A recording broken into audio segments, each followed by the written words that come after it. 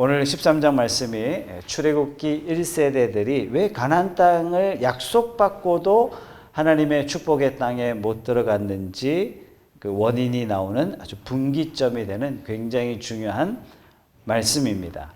12명의 정탐꾼, 정찰병이죠. 정탐꾼 이렇게 이야기하니까 좀 폄하해서 표현하는 것 같은데 사실은 가장 뛰어난 정찰병들, 지도자들을 보냈던 것입니다. 10명은 이렇게 보고했어요. 우리는 능히 올라가서 그 백성을 치지 못할 것입니다. 반면에 2명은 우리가 곧 올라가서 그 땅을 취하자. 능히 이길 수 있습니다. 여러분 무슨 차이입니까? 여러분 이것을 우리는 믿음의 차이라고 말씀드립니다. 약속을 신뢰하는 차이요. 또 문제를 넘어서 주관자 하나님을 보는 차이예요. 믿음 없는 눈은 그들이 대장부처럼 보였고 그들이 거인처럼 보였고 그들이 무서운 적처럼 보였지만 믿음이 없는 눈으로 봤을 때 자기 자신들은 메뚜기에 불과하게 보였지만 믿음의 눈으로 본 자는 그들이 아무리 크고 강대한 사람일지라도 바보로 보였습니다. 여러분 약속의 땅 누가 들어가요? 믿음이 있는 자가 들어가는 겁니다. 천국 어떻게 들어가요? 현실적으로 가능하냐 불가능하냐가 아니라 믿음으로 들어가는 것이 천국입니다. 사랑하는 성도 여러분, 하나님의 복 누가 누려요? 믿음의 사람이 누리는 것입니다.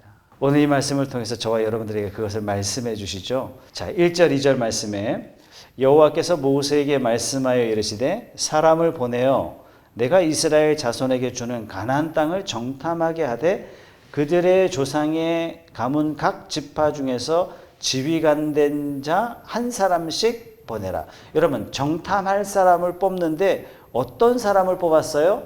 가서 죽어도 좋을 사람을 뽑았을까요? 형편없는 사람을 뽑았습니까? 아니에요. 2절 말씀 하반절에 보면 각 지파 중에서 지휘관 된 사람을 정탐자로 뽑으신 거예요. 자, 한 지파에 보통 5만 명, 6만 명 되니까 5만 명, 6만 명 중에서 가장 뛰어난 자 지휘관을 뽑았겠죠.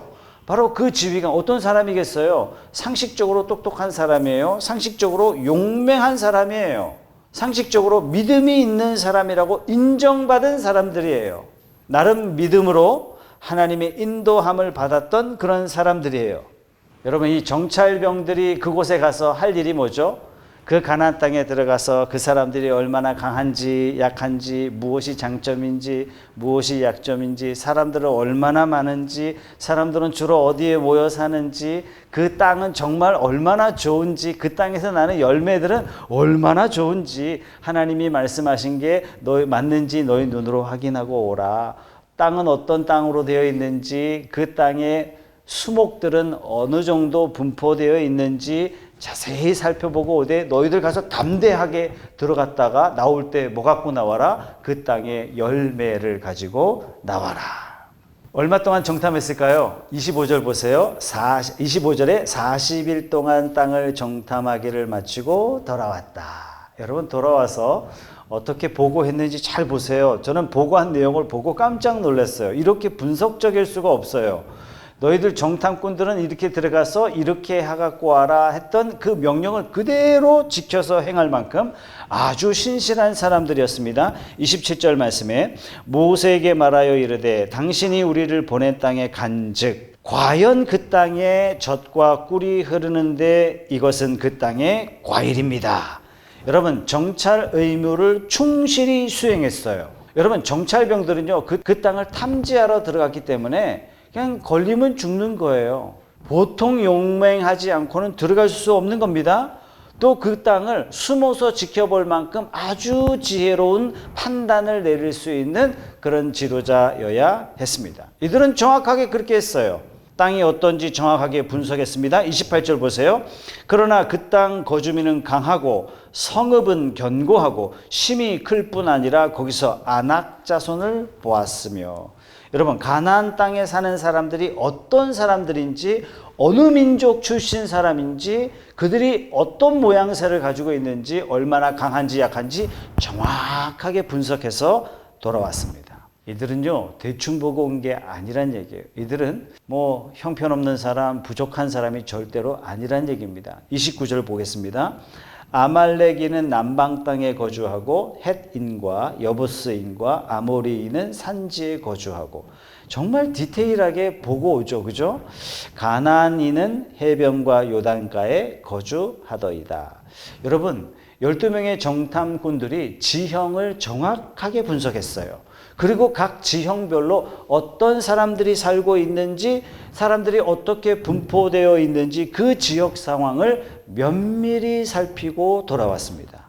여러분, 12명 정탐꾼 모두 있는 사실 그대로 객관적으로 매우 잘 명석하게 잘 판단하고 돌아왔어요.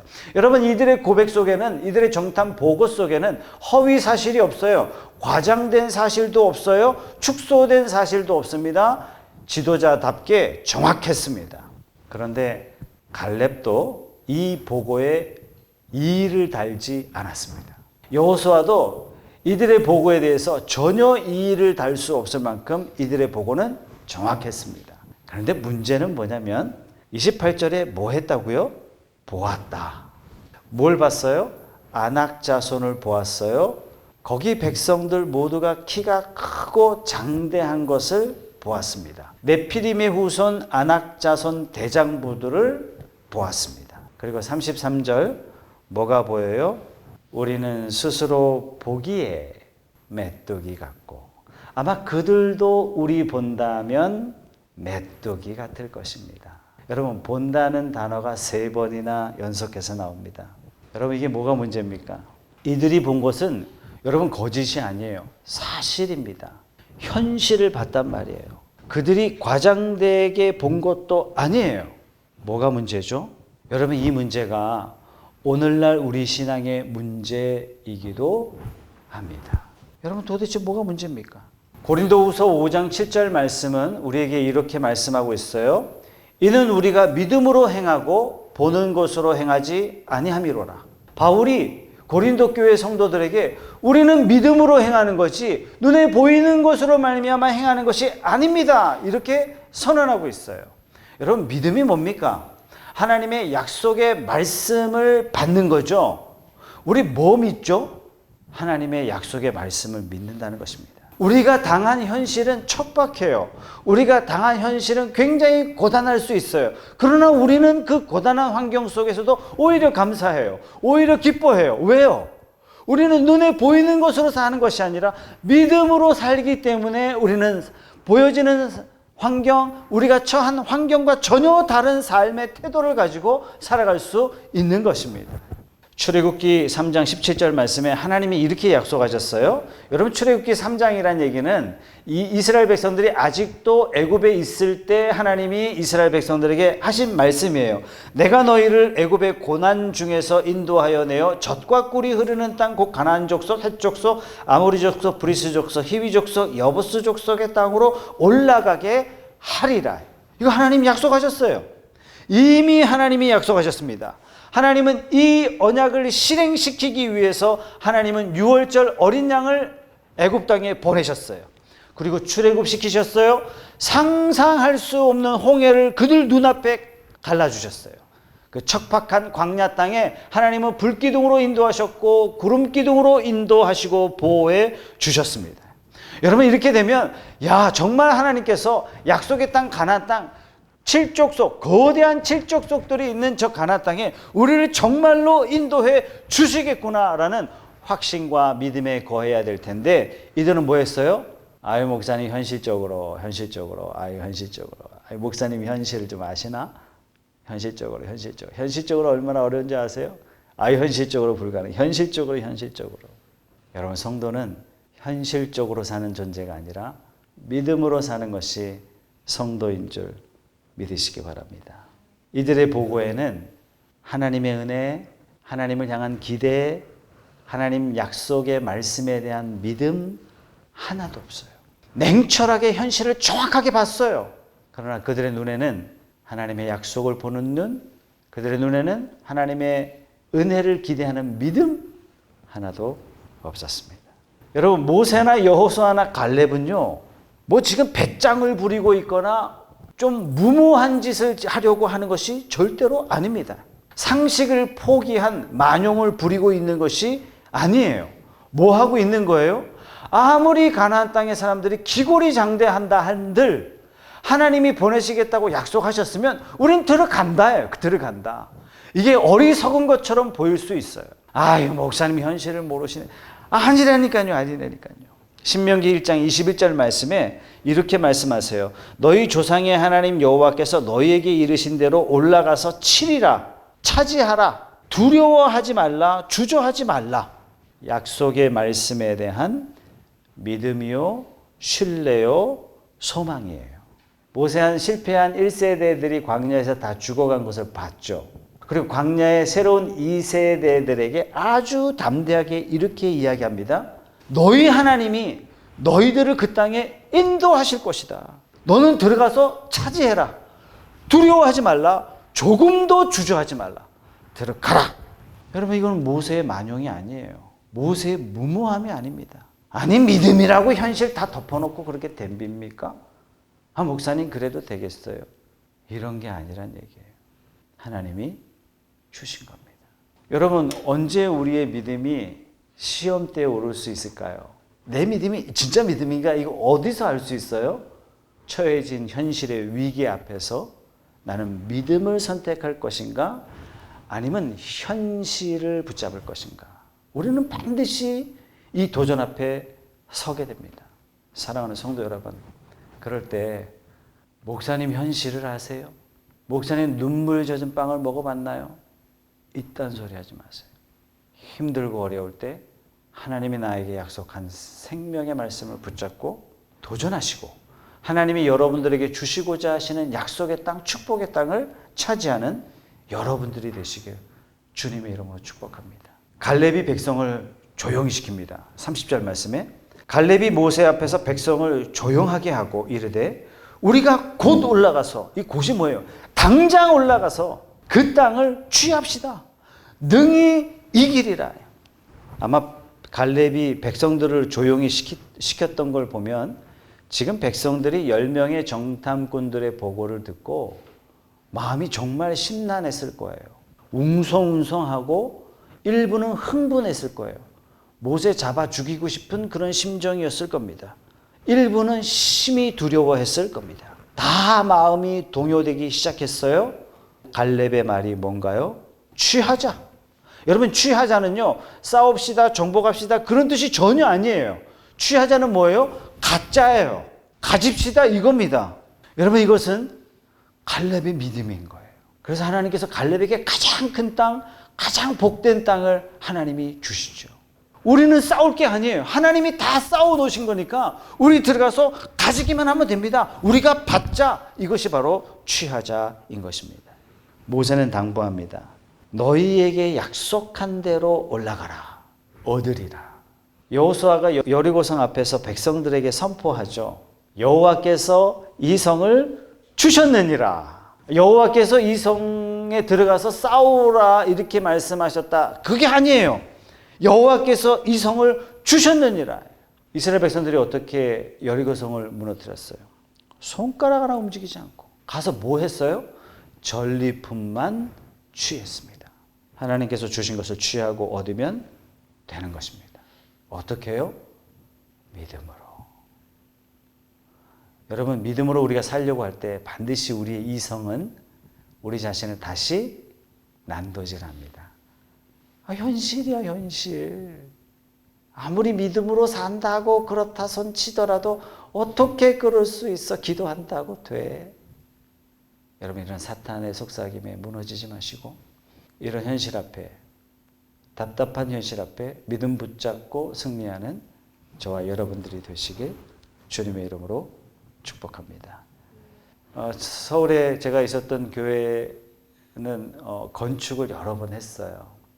제가 개척교회 때부터 그 초등학교 6학년 때부터 제가 다녔기 때문에 성도가 10명일 때부터 쭉 해서 교회 건축할 때마다요, 안수 집사님, 장로님들이 교회 떠나셨어요.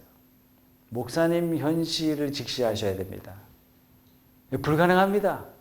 그러나 하나님은 소수의 믿음의 사람들을 통해서 교회를 점점 부흥케 하셨고 교회를 점점 복된 예배당으로 하나님께서 한 걸음 한 걸음 인도하셨습니다. 지금은 그 지역에 랜드마크가 되었어요. 어떻게 됐어요? 현실적인 냉철한 계산기 두들겨서 된 것이 아닙니다. 믿음으로 되었습니다. 여러분 지금 이 시대는 한국교회에 그런 믿음의 사람을 필요로 하고 있습니다. 여러분 그럴 때 10명의 정탐꾼들이 이름이 13장 초반부에 보세요. 명백하게 기록되어 있어요. 불명예스러운 명단이 되고 말았습니다. 반면에 두 사람은 이스라엘 역사상 가장 훌륭한 믿음의 사람으로 역사는 기억하게 되었습니다. 여러분들에게 한 가지 질문을 드리겠습니다.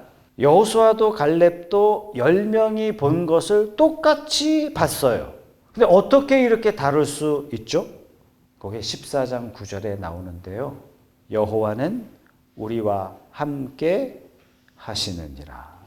여러분 눈으로 볼 수 없는 하나님의 언약을 보는 것처럼 믿었기 때문에 여호와는 우리와 함께 하시느니라. 사랑하는 성도 여러분, 우리가 이 세상에서 살아갈 때 사실 신앙인으로 이 세상에 산다는 것은 결코 녹록지 않습니다. 맨정신으로 살아도 쉽지 않은데 신앙인의 옷을 입고 산다는 것은 더 어렵습니다. 사탄은요, 우리 내버려 두지 않아요. 여러분 그럴 때 포기하지 마시고 여호와께서 나와 함께 하신다. 이 확고한 믿음 가지고 여러분들이 도전하셔야 돼요. 믿음에 양보하시면 절대로 안 됩니다. 드디어 10대 2의 싸움이 벌어지고 있죠. 믿음 편에 산 사람은 우리가 당장 올라가서 그 땅을 취하자, 능히 이기리라 이렇게 고백했어요. 반면에 불신앙 편에 선 사람들은 31절 말씀 보세요. 우리는 능히 올라가서 그 백성을 치지 못하리라. 여러분 불신앙에 한번 빠지면요 마치 늪과 같아요. 한번 불신앙을 딱 붙잡으면요 점점 더 깊은 불신앙의 늪에 빠진다는 사실이 굉장히 공통된 특성입니다. 그리고 불신앙은요 전염성이 강해요. 교회 안에 불신앙이 한 사람이 다 생기잖아요.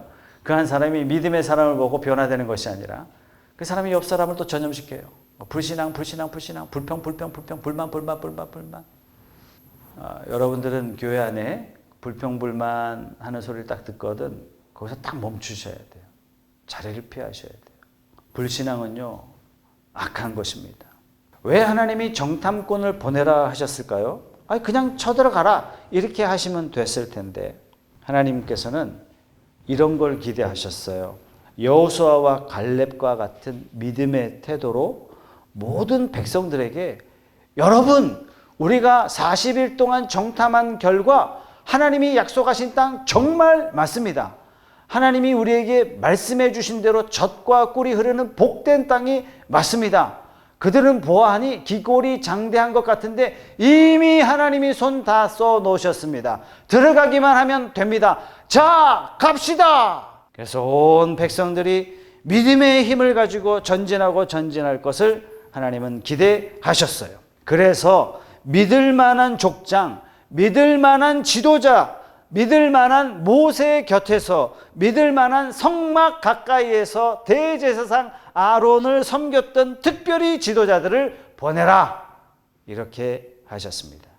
그런데 이들이 도리어 백성들의 마음을 낙담시키고 있습니다. 여러분들은 주변 사람들의 믿음을 낙담시키는 사람입니까? 주변 사람들의 믿음을 복돋우는 사람입니까? 결국에는 40년 혹독한 광야 생활을 보냅니다. 40년의 혹독한 광야 생활 동안에 백성들은 아마도 자신들을 낙담시켰던 지도자의 이름을 낱낱이 기억하며 그들의 이름이 떠오를 때마다 아마도 이를 갈며 원망하며 죽어갔을 겁니다. 우리는 읽지 않았지만 13장 초반부에요. 12명의 지도자 이름이 명백하게 기록되어 있습니다. 왜 기록했는지 아시겠죠? 하나님께서는 불명예스러운 이들의 이름을 기록하사 대대로 저주를 받도록 하셨어요. 여러분 지금도 10대 2의 믿음의 싸움은 마찬가지입니다. 여러분 지금은 상황이 좀 좋아졌으니까 믿음의 사람이 10이고 불신앙이 2라고 생각하시면 절대로 안 됩니다. 어느 시대나 어느 교회나 이 싸움, 10대 2의 이 싸움은 반드시 존재합니다. 여러분들은 무엇을 선택하시겠습니까? 아유, 목사님, 현실적으로 이거는 좀, 여러분, 현실적이라는 말이 매우 현명한 말 같아요. 마치 10명의 똑똑한 정탐꾼들이 정확하게 현실을 냉철하게 분석한 것처럼 매우 분석적인 말 같고, 모든 것을 아는 말 같고, 모든 상황에 적절한 표현 같지만 이것에 믿음이 없다면, 하나님의 약속을 상실한 말이라면 세상에 가장 어리석은 말이에요. 이거는 교회를 무너뜨리는 말이 되는 것입니다. 하나님을 향하여 가장 모독스러운 표현이죠. 하나님은 들여보내시려고 뭐 하셨어요? 어린 양 기적을 일으키셨고, 홍해도 갈라주셨고, 성막의 불기둥과 구름기둥이라는 이스라엘 사람들이 상상할 수 없는 것들을 그들이 직접 눈으로 보고 직접 하나님을 뵙는 것 같은 믿음의 현장을 마련해 주셨건만, 그 하나님 앞에 뭐라고 얘기해요? 현실적으로. 사랑하는 성도 여러분, 언제나 하나님의 약속은 현실을 뛰어넘고, 언제나 하나님의 말씀은 우리의 상상을 뛰어넘어 역사하는 줄 믿습니다. 하나님의 말씀은요, 언제나 시대를 초월하셨어요. 하나님의 말씀은 언제나 우리의 기대를 뛰어넘어 역사하셨습니다. 자, 그러면 성도란 뭐냐? 성도란 현실에 붙들려 사는 존재가 성도가 아니라, 성도란 이 현실 속에서 믿음의 눈으로 초월하신 하나님과 함께 살아가는 사람, 이것이 바로 성도입니다. 여러분들이 하나님이 그토록 찾으시는 그 성도가 되시길 주님의 이름으로 축복합니다.